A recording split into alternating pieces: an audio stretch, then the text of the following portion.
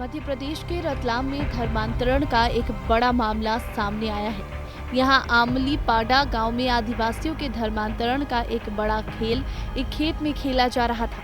बीमारियों और जिंदगी के दुख दर्द दूर करने जैसे प्रलोभन देकर भोले भाले आदिवासियों को बरगला कर ईसाई बनाया जा रहा था। और जब इस बात का पता हिंदू संगठनों को लगा तो बस हंगामा मच गया।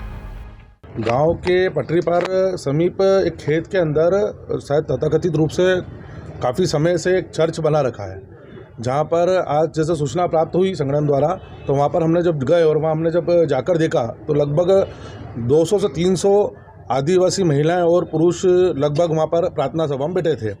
और वहाँ पर लगभग इस प्रकार के सेवा के नाम पर और उनके उपचार का नाम पर ऐसे लोगों को भी बिठा रखा था जिनको ईसाईयत के नाम पर धर्मांतरित किया जा रहा था।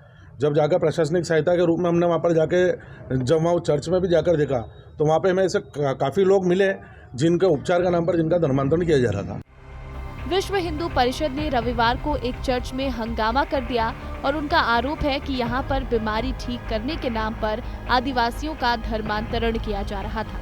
यहां प्रार्थना सभा में 200 से ज्यादा आदिवासी जुटे थे, जहां अलग अलग गांव से लोगों को बुलाकर प्रार्थना सभा के नाम पर धर्मांतरण किया जा रहा था, जिसको लेकर विश्व हिंदू परिषद की चर्च के पदाधिकारियों से झूमाझटकी भी हुई। और इस बीच हंगामे की सूचना मिलने के बाद पुलिस मौके पर पहुंची और लोगों को समझाने में जुट गई। हिंदू संगठन के द्वारा कुछ सूचना प्राप्त हुई थी कि हमारे थाना क्षेत्र में आमली पाड़ा में एक खेत में चर्च बना करके कुछ लोगों के आदिवासी लोगों का धर्मांतरण किया जा रहा है। तो उसके संबंध में हम लोग वहाँ गए थे और प्रकरण प्रकाश में लाया गया है और इसकी अभी जांच की जा रही है और जैसा भी जांच के बाद आएंगे तथ्य उस तरह की कार्रवाई की जाएगी।